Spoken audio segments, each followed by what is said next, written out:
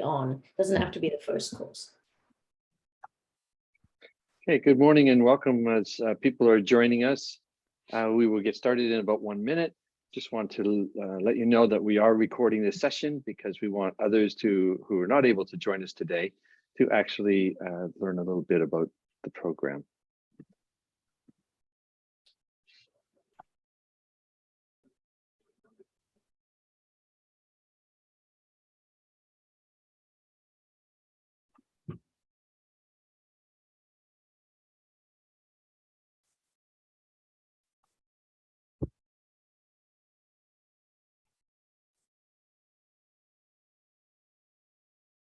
So again, good morning. I will get started. I know that there are still a few of you who are joining us this morning.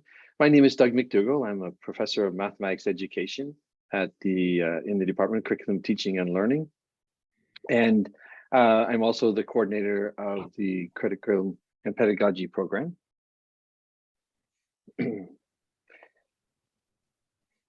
So our plan today is we'll have a set of introductions. We are going to talk a little bit about how you might prepare for course enrollment, talk about some of the program requirements, the course loads that students will take either in the MEd regular program or the online teaching and learning program, the course options that you have, and of course we'll have time at the end for questions and answers. Our plan is that we will go until 11 o'clock with the formal part of this. However, if you continue to have questions afterwards, certainly please make sure that you stay around and we will make sure that we answer some of those questions. So just a few introductions. I did give you the very quick version about myself that I've had indicated that I am the coordinator of this program. I have in the past taken on a number of leadership roles, and I'm thrilled to be a member of this department. In the past, I've been associate chair and chair of the department for 5 years. I was associate dean for 4 years, had a little sabbatical during COVID. Here I am back, and I'm the program coordinator, and happy to indicate that I will be starting in July as chair of the department again. So why don't we go next to the current chair of the department, Claire Brett. Hi everybody. Thanks, Doug. Yes, you're having the benefit of 2 chairs today. So, and I've also been associate chair. Before I was chair, I've been chair for 6 years, and before that I was associate chair for 5. And I'm going to also be having a bit of a leave next year, and Doug is taking over. So we know that we're in good hands. And yes, and welcome to everybody today. Okay, thanks, Claire. And while we're making sure that you have an opportunity to meet lots of chairs, another former chair of the department, Jack Miller, get him to introduce himself. That's right. Yes. Yes, I was just interim chair for 6 months, so not really. So welcome everybody. I've have worked at OISE for 50 years, starting in the. You may not know, but OISE had field centers at one point, and I worked in the Thunder Bay and St. Catharines. I am involved in the wellness, well-being emphasis, and help coordinate that. And we offer courses in mindfulness, spirituality, nature and education.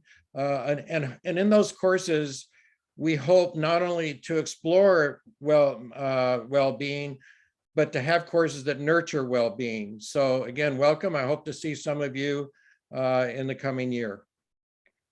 Great, thanks very much, Jack. Danny, who's the first one I'm going to introduce, who's not been a chair of the department. But anyway, Danny, why don't you tell us who you are? Oh, hi, everybody. Welcome. I'm Danny Kavanaugh. I'm a program assistant in the Curriculum and Pedagogy program. You can come to me with any questions regarding course selection, possible transfers to other programs. Like twice a year, we allow MEds to apply to transfer to the MA. This is a question we get a lot, but that cannot be done until May. So, anyhow, I support the professors and students and applicants. Welcome, everybody.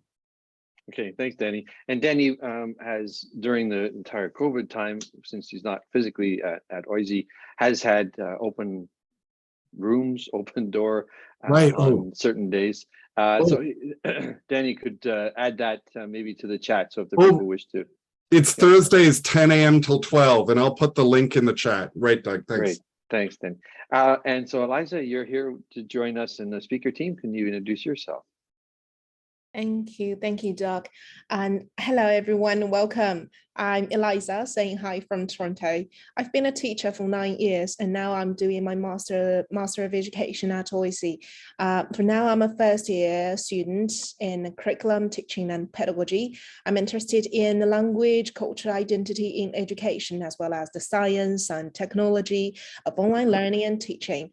I care about teaching, and one of my emphases of my study is culturally relevant teaching and online education. So if you're interested in these areas, I would love to share more about my experience with you. I'm also the internal coordinator of CTL SA, so hopefully maybe I believe we'll meet in the fall semester, and we will just organize more activities for our CTL community, and we'll have more community opportunities to channel and connect and share, socialize. So thank you. Great, thank you very much, Eliza. Thank you. Thanks.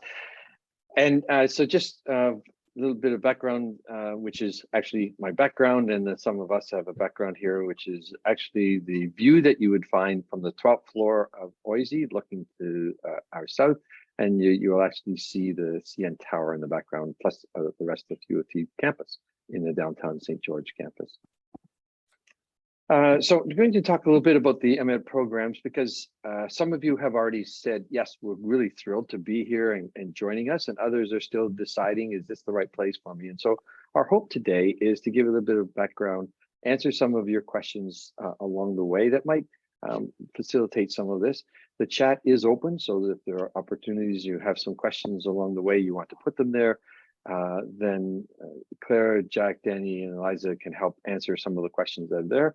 And I might take a quick glance a little bit later as we get through this. So the regular program is course-based. There are 10 courses in the program, and it's designed on purpose to give you a wide range of educational experiences and work that you might have.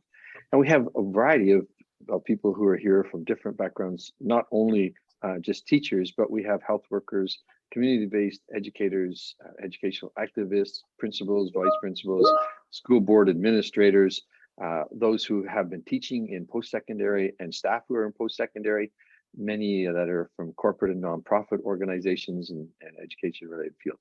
So it's open really to those who have an interest in education and want to learn more about what it can and could happen in educational research and practices. We also have a new field in online teaching and learning, and it's also course-based. So there are 10 courses. And as you can see on the slide, it's designed for those who have been opportunity engaging in scholarly research on distance education, research education, of things that we might want to learn a little bit about how to be an effective instructor and designer of online courses. And we've been through in the midst of a pandemic where many students, teachers, faculty outside of education have found themselves online and learning online. And we want to find ways to help those of you who are in this field to become very powerful, impactful online instructors, so that we give you some experiences that you can use in your own work. We have a number of options that I'm going to talk about. I'll give you just a quick version. So the MEd degrees in the middle are the two that I talked about, the regular program and the online teaching and learning program. However, we do have other options that you can engage in. One is in Emphases. Jack just mentioned a little bit about the wellness emphasis, and we'll come back in a few minutes when we get to that. The second is what we call collaborative specializations, which are also programs in their own right. So you take a number of courses from either the Emphases or the collaborative specializations, and then you'll get a notation. And I'll tell you in a few minutes what that means. But that's just the overview of what you can do. So most of and lots of what we're about to talk about will be found in the student handbook for 2022-23. And so it gives you a foundation of the different kinds of things that we're talking about. And it was sent by email to you last night. If you didn't get it, then you could just send a note to Danny, and we'll just make sure that you're able to get it. It is available eventually online as well.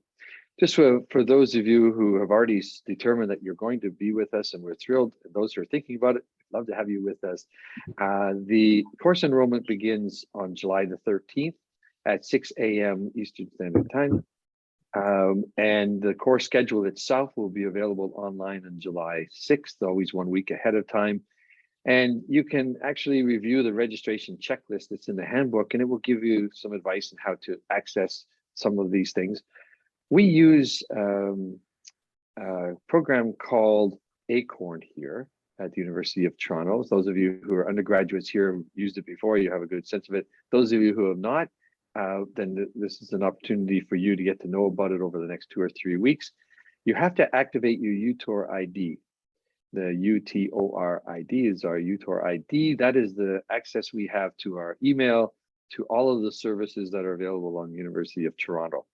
You can go to the handbook and we'll give you some advice on how to actually make that happen. So we're encouraging you to do that as soon as possible so that you do have access to a number of the things that are taking place. Some of you have already done it because you've accessed this Zoom account through that. Just giving you a little more detail, I told you just a quick overview. Now I'll get into some details. The program consists of 10 half courses, and this is in the regular program. We'll get to the online teaching and learning in a moment, of which 5 are curriculum and pedagogy courses, and they can be taken at a full-time or part-time basis. We consider the courses that are numbered CTL 1000 level, so they start with a 1 in the 1000th place, or the 5000 to 5299. Those numbers are the courses that are available to you for satisfying the 5 half courses. Every student in our master's program must take CTL 1000. It's Introduction to Curriculum. You can take it at any time in your program. And in fact, you can take these courses at any time in your program with these 10 courses. There's no set core for the regular students. They can take it in any order they want to. You have to complete all of these within the for 6 years, first enrollment for part-time students and 3 years for the full-time students. However, there are things that happen in our lives that change. If they happen to you, then please to talk to one of our staff, and there are opportunities that you might be able to extend some of these depending on the circumstances. So we do want to help you through the program.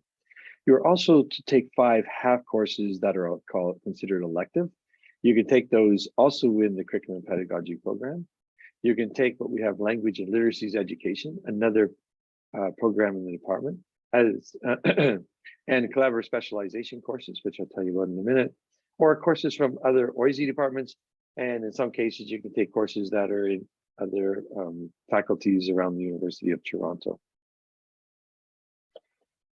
The online teaching and learning is a new program that we just started last year, and they have a slightly different arrangement for the 10 half courses. They have 3 required courses, and they're there. So again, because it's a master's program in CTL, this is the CTL 1000 course. And then there are 2 other courses, one on instructional design of online courses and theoretical foundations of online teaching and learning. Again, the program is assisting you to work on teaching and learning online, and so we want to make sure that you have the instructional design background and the theoretical background.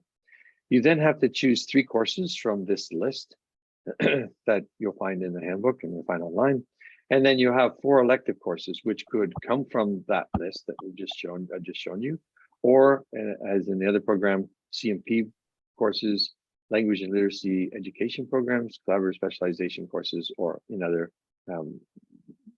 departments at OISE or graduate units around the university. The course enrollment, there are 2 ways to do it. One is as a full-time student. If you're a full-time student, then the maximum you can take is 6 half courses in the fall and the winter. And in any combination, because some courses span the whole year, but many of them are in either the fall term or the winter term. Our terms are 12 weeks long, and our courses are 3 hours in length, normally once per week in the fall winter. So the maximum you can have in the summer, what we consider the summer session, consists of 2 parts: intersession, which is May, June, and you have courses twice a week there, And then the summer summer courses are July and August for 6 weeks, also 2 times a week. There's also a wait list, and you'll see that. So as you try to sign up for courses, when you sign up for 3 courses, sometimes you'll put it in a wait list. And that means that we're waiting for the students to finish all of their registration and to take some of the courses that they want to take. For our part-time students, they can take 1/2 course in each session, fall, winter, and summer. And again, we say waitlisted courses. Sometimes you'll get up at 6:05 and find yourself in a waitlisted class, or weeks later. And again, as the waitlist moves around, then you eventually might find your way into that course or select some other courses. At that moment, I'm going to stop and see if there are any questions that are listed here that any Claire, Danny, Jack, or Eliza wanted to answer out loud. I can see the last one, which is, can I take more than 1/2 course part-time? No, they have restricted it to 1/2 course. However, you can register as a part-time student for some of the terms. So you could decide that you want to be part-time, full-time for part of your program, and then switch to being a part-time student. So that gives you allowed to do it. Okay. Can I answer a couple of Sure. questions? Yeah, go ahead, Claire. Yeah. So can you take courses from other U of T units? Absolutely. The iSchool, anywhere. That's one of the lovely things about taking in MEd, is that you have a great deal of choice. So absolutely. And there was another, where was that? Oh yes, the length of time for the program. It very much depends on how fast you take it. There's a minimum program fee that will be regardless of how long or how short you try to take the program in.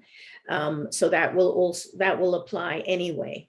So I would really encourage you to you do have a little bit of, you have more time than the absolute. If you went at it as fast as you possibly could if you were full-time.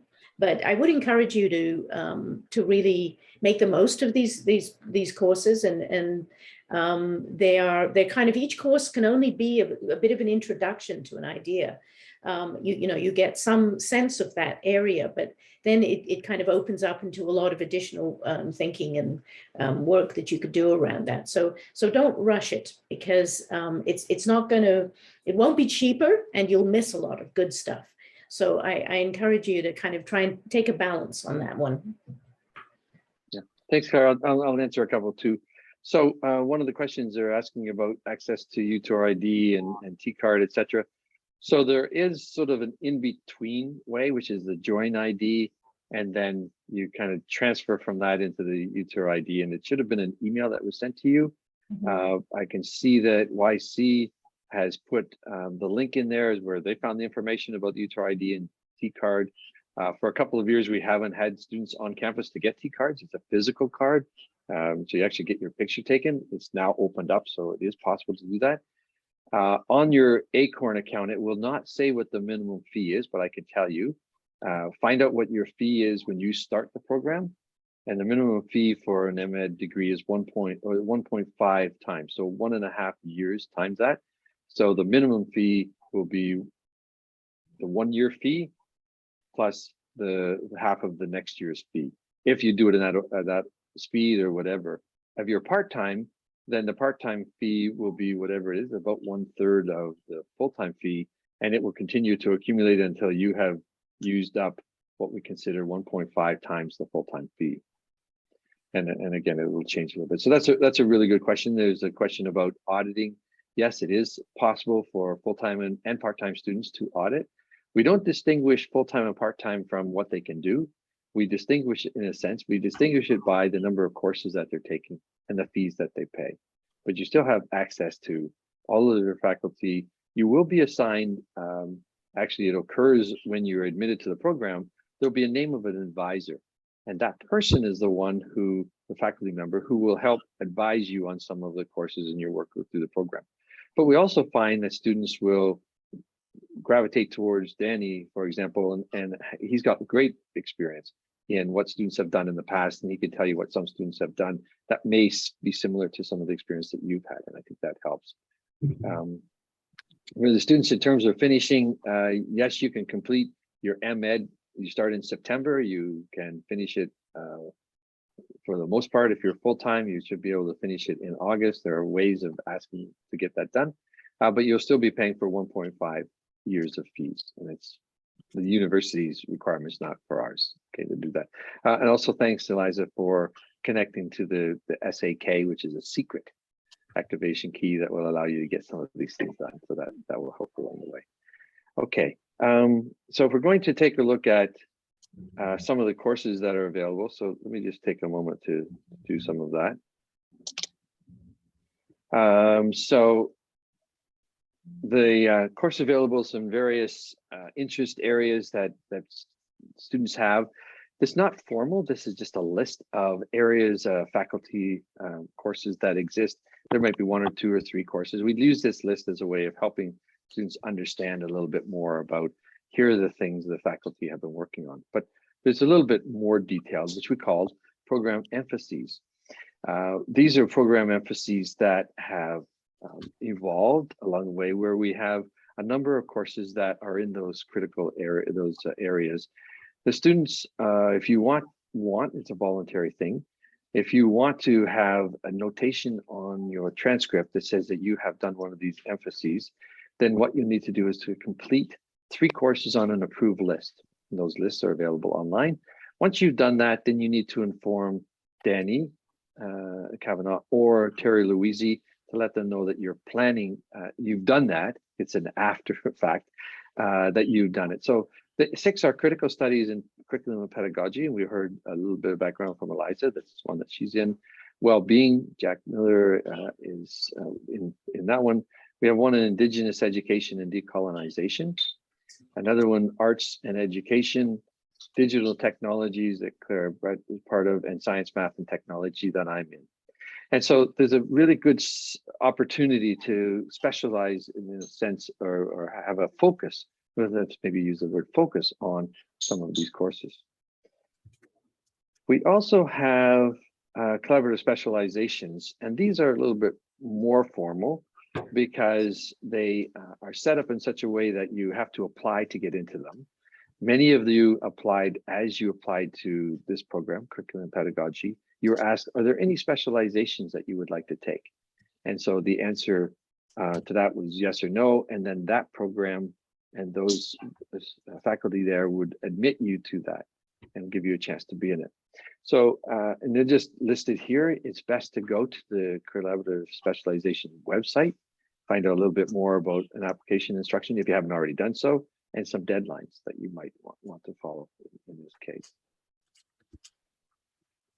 Okay, so those are really interested. If you go to OISE's website, look for Collaborative Specializations, you'll see them.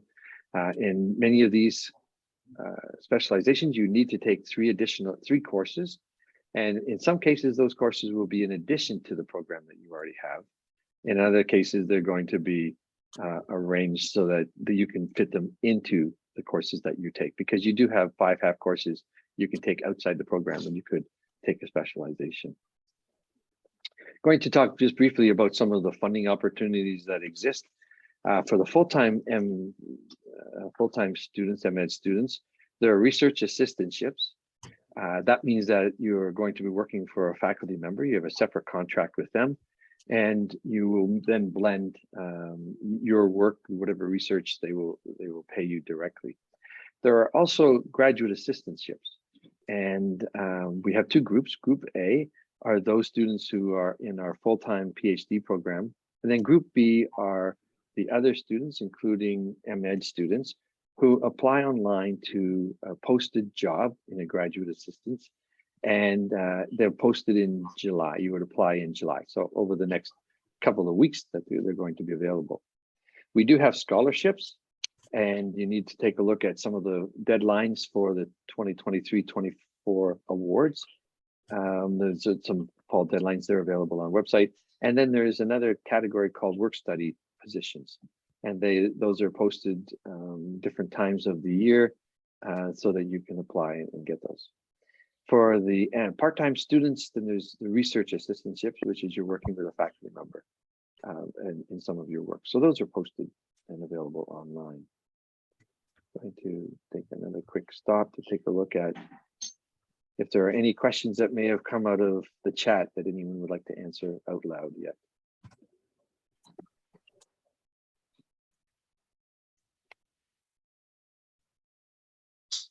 I think that most of them look like they've been answered.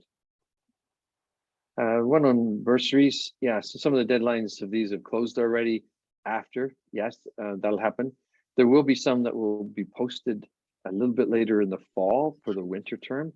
There are also some bursaries that are available throughout the year through our ROSE, which is a registrar's office and registrar's office and student experience office.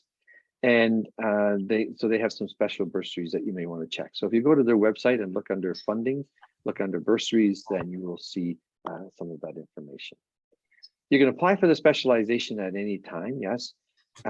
Sometimes people do it just at the beginning of their program so that they can clarify which courses they need to take. The collaborative specializations are not just a set of courses, but they're also a set of activities.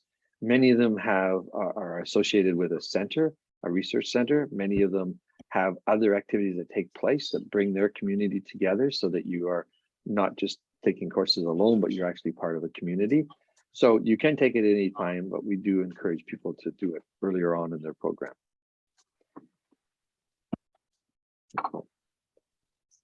I see a couple of questions in there about link to employment opportunities, and we'll get it in the chat in a minute or two.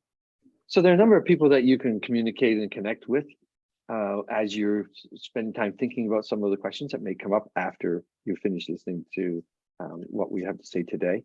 So we do have two members of the program staff. So Danny Kavanaugh is here with us, and his email is there. He's also put in the link for his Thursday meeting, so there's a chance to talk to him as live as we can on Zoom. Cheryl Clark is also a program student support staff member. Harry Neal is there. She's in the other breakout room talking about the MA. And then there are some department level staff, Terry Louisi, who's responsible for registered students, and his email. So once you're registered and you have some questions, you can ask Danny and Cheryl, or you can ask Terry, depending on the type of question. Danny will help you guide through that. And then Michelle Pond, who is our admissions and awards. So her responsibility is getting students into the program at the beginning. That's all of the work that you've done to get here. And then any awards, and there are some other awards that are posted throughout the year that she's responsible for. We do have a website that's for newly admitted students that's on OISE and their website. So you can go to the website. ORSS stands for Office of Registrars and Student Services. It's the old name of the old name. Now we have ROSE, which is Registrar's Office and Student Experience. But they do have a lovely website that they've set up to help you navigate all of the different things that I've talked about, as well as the CTL handbook that has described a lot of these things. Here are the two locations you can go to if you have questions about your offer of admission. You could go to ROSE, the admissions.oise@utoronto.ca, or you could go to the CTL one, which CTL admissions@utoronto.ca. And you would get an email back from probably Cheryl or from Michelle. So we did want to take some time to really give you an overview of some of the things that are going to take place. Now we have a chance to ask some questions either in the chat. You can continue to ask questions in the chat, or you will have an opportunity now to just raise your hand.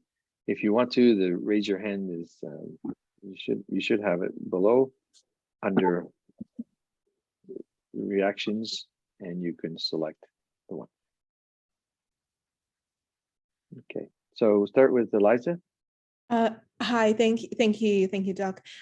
Just now I noticed Jimmy Chen. He asked a question: if for some time I'm freer and can do more courses, I need to change status to full-time temporarily.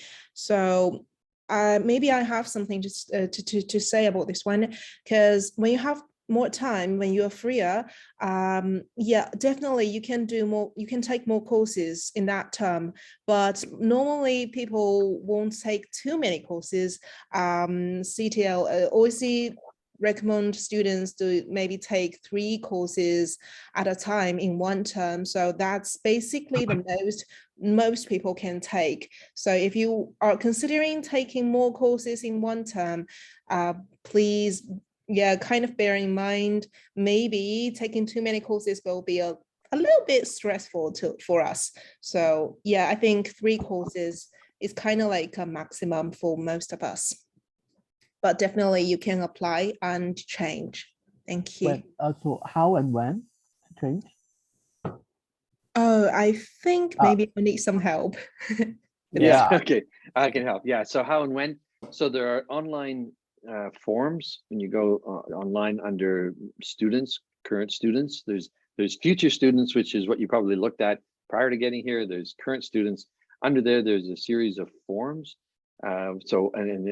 Actually under registration. So under registration, there's an online form that you would complete that you want to transfer between part-time and full-time and part-time. To each of those, knowing that the change of status will allow you to take more or fewer courses, but also to increase or decrease the amount of fees that you would pay for each term. Okay, thanks, Steph. Thank you. Thank you, Please start. Hi, thank you so much for your time and consideration and everything. It's amazing. I'm really excited.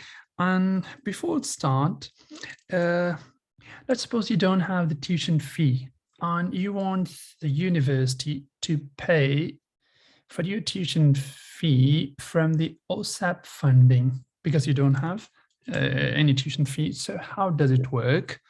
And how many jobs opportunities are there for the MEd student, full-time MEd students, like in terms of TA-ship, graduate studentship and something, particularly if you have a PhD degree already?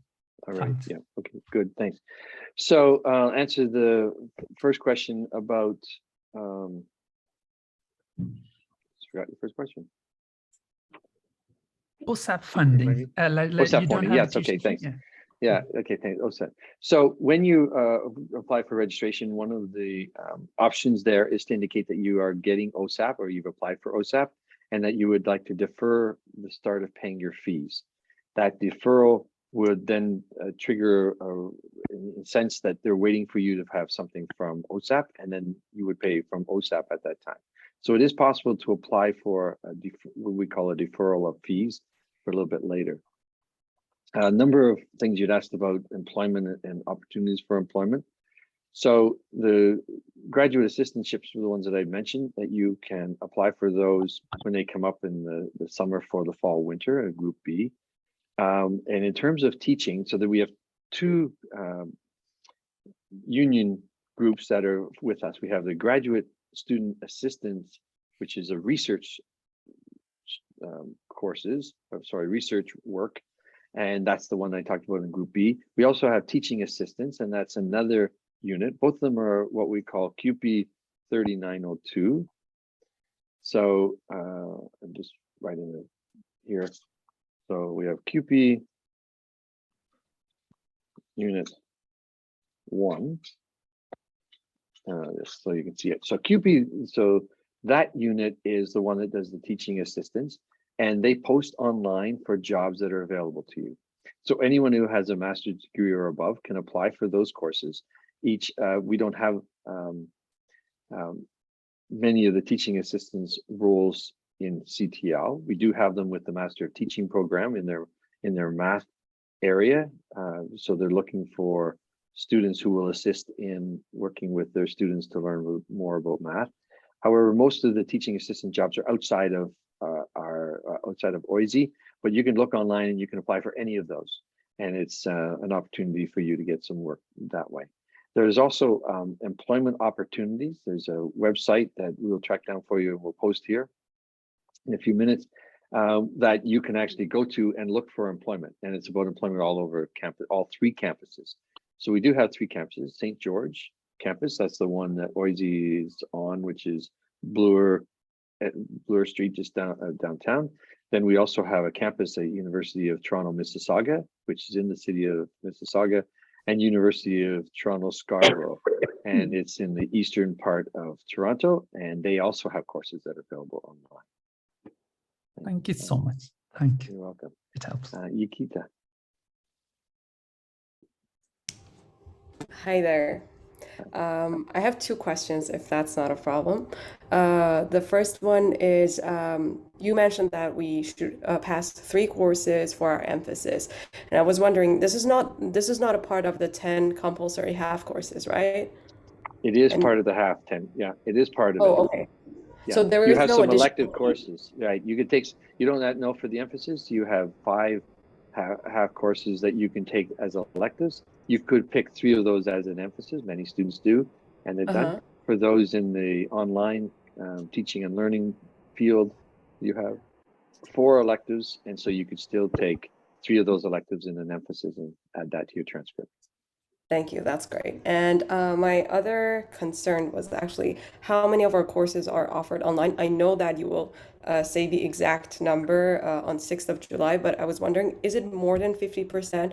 Because I've heard if it's more than 50%, then I would not be eligible for the work permit, for the graduate work permit afterwards, if 50% or more of my courses are offered online. So this was a concern of mine, and I was told to contact you for it. Yeah. So that's all a good question, because we just are coming off of having all of our courses online. So we didn't have 50% online. We had all of our courses online, and it didn't affect people. Normally what does affect it is your location of where you're living, not the delivery of the courses themselves. So if you're living in another country and taking the courses online, then that will affect your status in Canada because you're not in Canada. If you are in Canada, for the most part, it's not necessarily important about where the delivery mode of the courses that you take, because you'll be taking some of the courses on campus and you need to be on campus. So of course you're going to need to be in Toronto. So yeah, because of the pandemic, it's now focusing really on where you are and where you're located rather than the format of the courses that you take. Thank you so much. I will be in Toronto, so I guess that's not. You're very fine. Yeah, you'll be fine with being in Toronto. There's a question here from Evelyn about whether you can finish your degree remotely, and I think the answer is generally yes if the courses you want to take are offered remotely. I mean, offered online. But because we are going back, and there should be more than, all of our Master of Teaching courses, for instance, are all going to be offered in person. And at least 50%, but probably a little more, will be also offered in person. And I will say that CTL has a long history of offering a lot of courses online, and our required courses, for instance, are offered in both face-to-face and online, and at different times and in different semesters to allow access. So for us, this has always been an important feature of our work. So yeah, okay. Great, thanks, Claire. I did see a question in here about the MEd and the MA transfer.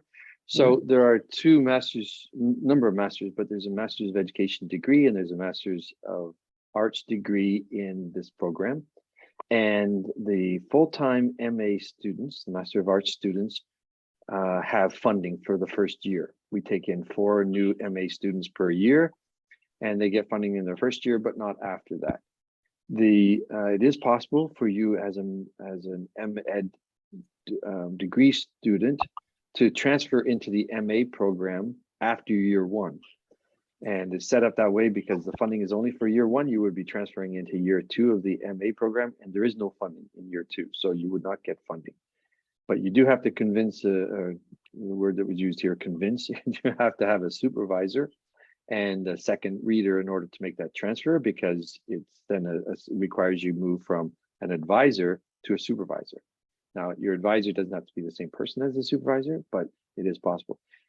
We do have that happening in twice a year, about November and May. Danny will send out an invitation to those who wish to transfer to let us know. You cannot have taken more than 6 out of your 10 courses by that time, because you can't have completed more than 2/3 of your program before the transfer. So you need to think about it in year 1.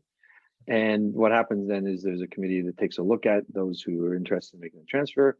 And if we have a supervisor and a second reader and you've had satisfactory completion of the courses you've taken, then that will take place, but there will not be any funding.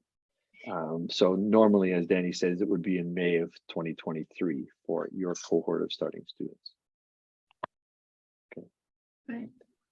Any other questions? It's important to realize that that switch isn't guaranteed, because faculty by that time already have assignments for their PhD and MA students, and they may not the person you want or you think you want may not be able to support you. So it's important to remember that it's not a kind of, it's not guaranteed. So. Okay, that's great. I'm going to just take a moment or two to thank everyone for attending today, to take the time to be interested in our program. For those who have already said yes, thank you very much. Congratulations. We're thrilled to have you. Those who are still deciding, I hope in a week or two or whenever I can say congratulations. Thanks very much for joining us, because we think we have a really, really engaging and thoughtful and caring community. And we would like you to join us for your current graduate studies. And hopefully that will translate into something a little long-term in terms of going into a a PhD program, because we do have lots to offer there too. So I did indicate that we wanted to go to 11 o'clock, and we're very close to 11 o'clock. Just take a moment if there are any other comments from the staff or the faculty that are here. So, Jack. Yeah, if you have any questions about the well-being emphasis, please feel free to contact me, and I'd be happy to respond to any questions you have. Okay, let me put Jack's email in the chat. Will it help? Okay, yeah. Claire, did you have any other comments? Yeah, if you want to, yes, I can help you with questions about the online teaching and learning field. If you want to email me, and my email is, I'll put that in. Okay, great. Danny, do you have anything to add? Nope, that sums it up. Okay, Cool. great. Build it. And Eliza, who's been here to add a lot, I've noticed in the chat answering lots of questions in here too. Eliza, do you have anything else you wish to add? Oh, thank you, Doug. I'll leave my message. I'll leave my mailbox here, my email address. So feel free to contact me if you have any questions. So, thank you all. Okay, great. So again, thank you very much for your time. 5 of us are going to stay here for a few more minutes to answer any of your questions, either in the chat or to just raise your hand and we'll ask them here.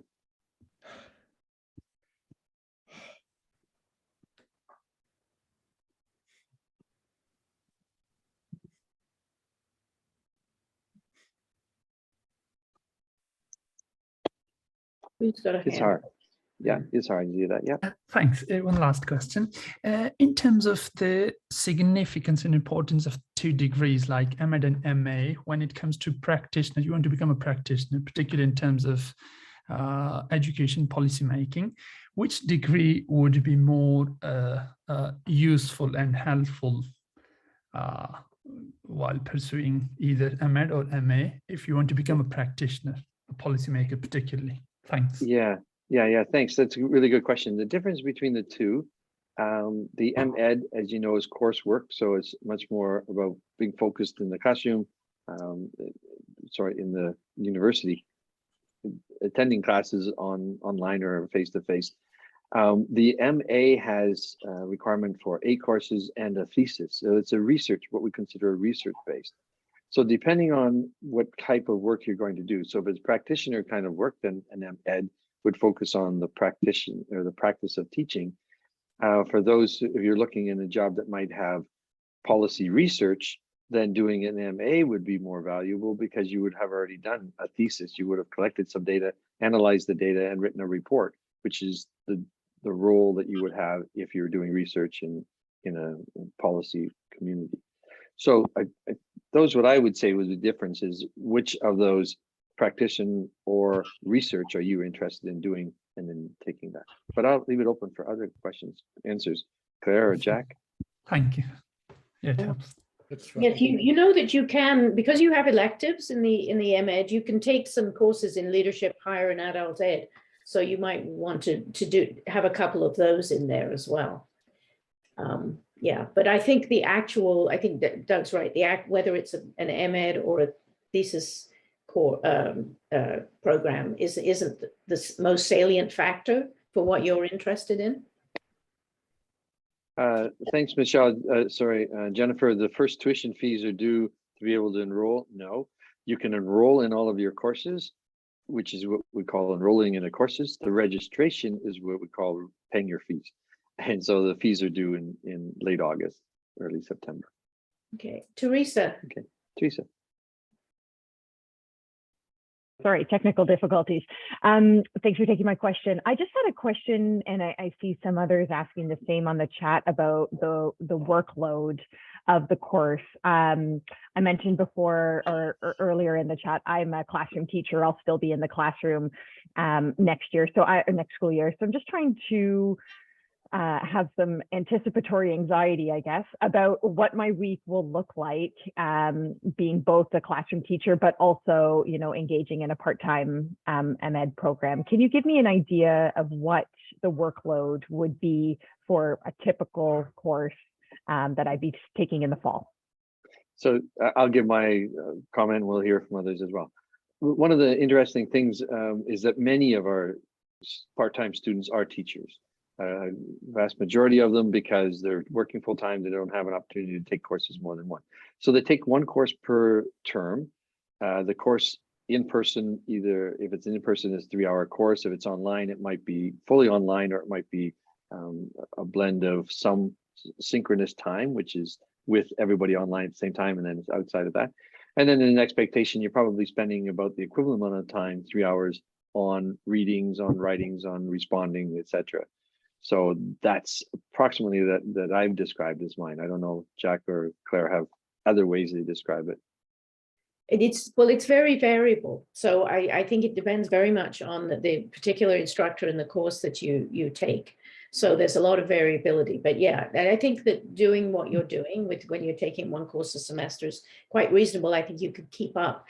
The other factor is how much sort of experience and background you have coming in, and also how comfortable and familiar you are with writing and with sort of being in this kind of setting. Because that, so sometimes it takes a while to get back to that if you've been out for a while. So, and I think it's more anxiety provoking at the beginning. But I think just, just seeing how it goes and getting back in the swing of reading academic text and doing those kinds of things, well, you'll feel better as time goes on. Sorry, my 3-year-old's talking in the background. Thank you. That's very helpful. Would you say that the course demands would be on par with like an AQ course, like an additional qualification course that the classroom teacher that we would have done to get our math specialty I would say or whatever? It's not the amount of work. I think it's a different kind of work. I think you're going to do a lot more conceptual work in some of the courses. It won't just be, it won't be as directly applied in the same way as AQ courses are, because they're very specific around that. So yeah, that would be. I've taken 6 or 7 AQ courses, and they're 100 hours plus 25 hours of work over time, right? These are particularly 36-hour courses if you're online. I think Eliza made it really clear. It'll depend on the amount of readings that you have to do, the contributions if they're online, and also your engagement with it. Right. So if the goal is just to finish 10 courses, you can get by with just whatever I have to do, what's the minimum?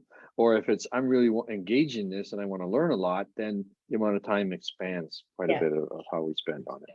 So it's different than AQ course, because it's really focused on the practical side, as Claire mentioned, and now this is more focused on what have we done in research focus. Jack, what advice do you give to students about that? Well, again, I think there's such a variety, and I think different, that I don't ask for a lot of readings, but in two of my courses, I ask people to meditate every day for 5 weeks. And I have different reasons for doing that, which I don't have time to go into now. But I've introduced meditation to over 2,000 teachers, and many of them have found it extremely helpful in their life and in their teaching. And then I asked them to do a final paper. I think most courses ask you to do some kind of paper at the end. Yeah. So that's, again, there's quite a variety in what people do. Yes, Great. as a current student for the fall semester and also the previous winter semester, I both took 3 courses during each semester because I'm really passionate about all of the courses I took. I devoted lots of time in it. I remember for one of the courses, I almost spent like 5 to 6 hours per day on reading all of the readings and writing and thinking. So I think it's, yes, just as Doug and Jack mentioned, it depends on how much you want to devote in this area. So it really matters. I mean, passion matters. So choose the course that really matters to you, because you will learn it and you will feel this course, even though sometimes you might find it very stressful, but still you will be willing to spend more time. And yeah, thank you. Great, thank you so much. Manpreet? Yeah, hi, good morning. So Claire partially answered my question, but I'm a little bit worried because I have been admitted into the full-time CNP course. But today when I saw the online learning and teaching course, if I am interested in a career in education technology and instructional design, which course would be better to opt for? I think I could maybe help you a bit with this one. I also took online instructional design course, the course called online instructional design, and also there are other courses that will be very helpful to you, like foundations of online teaching and learning, and also gamification in education. So once you enrolled in this in the fall semester, you'll see there are loads of courses, and they are very specific. There are some courses that are made kind of specific for online learning and teaching. So once you're enrolled, you'll find there are lots of them on the list. Great, thanks, Eliza. Claire, did you want to add a little bit more? No, I think that's right. I mean, you know, you have to sort of take a couple and see how they sit with you, I think, and then you know, pick out the ones that are of most interest. And it is possible to transfer between fields. We're all within the same program, so you can identify to say that you are interested in that program, although you may not have applied for it at the beginning. And sorry, for that field, then you can transfer into that field and take those courses. Some of the courses are restricted, like the core courses, for example, now are restricted to those who are in the online program.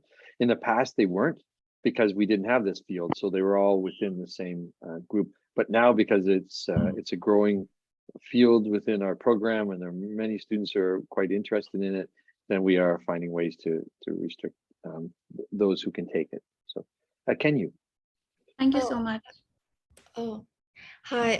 I have a question about the emphasis and the collaborative specialization. So I'm in the online field. Can I choose them together at the same time?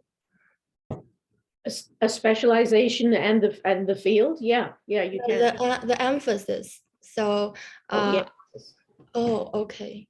So I find there are only 4 selective courses, but if I choose both of them, I need to take more courses, not just 10 half courses. Yeah, well, it depends on the emphasis. So the emphasis has 3 courses, and in the field of online teaching and learning, there are 4 electives. So in those 4 electives, if you took 3 of those within an emphasis, then you could have that emphasis on your transcript notation, as well as the field. Yeah. as well as the field. So you would have, it would list three things on your transcript. Actually, it would have that you're in the MEd in curriculum and pedagogy, that you're in the field of online teaching and learning, and that you have completed an emphasis in whatever emphasis you've selected. Maybe digital technologies might be the one you selected, or another one. I would do another one. Yeah, do another one. You've already had Strongly 7 advise courses you to hit do that. something Yeah. else. Yeah, I think so No, too. Yeah, you already have too many. It's too much in one focus. Yeah. Okay. And I also can choose the collaborative specialization, right? Well, if you do a collaborative specialization, you will take more courses. So collaborative specialization is not within our program. It's something that's bigger than that, right? It connects with another department or another part of the university. You know, and we have that long list of collaborative specializations, like knowledge media design. Yeah, you can, and you can, yeah, you can take extra courses. You can make it fit. It's a really tight fit because some of the specializations have 3 or 4 courses that you have to take, and you only have 4 electives. So you could make it work.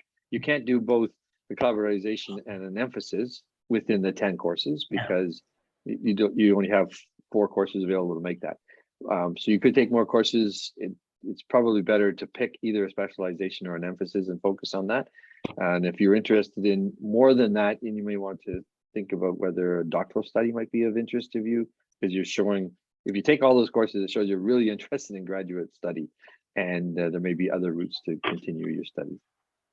Danny has put in the chat for you. Someone had asked, Eliza had put in there so you can connect with some more information about emphasis courses. And there's also, Danny just put in a summary of some of that as well. So lots of good things in the chat. So did I answer your question, or did we answer your question? Yeah, thank you very much. You're welcome. Shibana.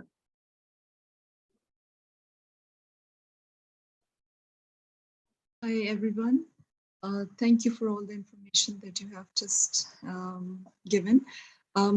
I was supposed to join the program in 2021, but then I deferred the program due to some reasons. My documents were not prepared. Back then in 2021, I got my Acorn account and I have paid my fee. But when I go to register for the courses, it says invited. Plus, it says that you are required to pay the minimum fee. So, like, I don't know, I have paid the whole, like, the full fee, but still it's saying that you are required to pay the minimum fee to register the courses. What is that? I'm a bit confused. Yeah, it's sometimes the things that you have indicated in the past may not have transferred over. Well, I'm going to just give you, I'll just put in the chat a website that an email that you need. Have you written to admissions at OISE? They may have to. Yeah, sorry. Yeah. I have been in contact with them, but since it was on the website that the enrollment will open in July, so I was waiting that maybe. Yeah. Okay. Yeah, you can do it now. You can actually get on the things. Sorry, I can't hear you. Yeah, that's because I lost my ear. Just changed. So what you can do is contact them, let them know what happened. They may have to just trigger the switch over to let the Acorn know that you have come back because of the time. Normally what happens is they defer for 1 year. And so that would have been 2022. And so it should have triggered over, but probably they'll have to do something to indicate that you've already paid some fees before. So contact them for next to see what they have to say. If you continue to have a little bit of challenge with that, then it's worthwhile to contact CTL admissions and let them know, and then it will find its way to an associate chair or to the chair to try to help sort some of these things out. Okay. Yeah, very specific, I agree. Okay, are there any other questions? I'm gonna go, so. Okay, thanks very much, Claire. Yeah, Okay. I think we're going to end now. I think we've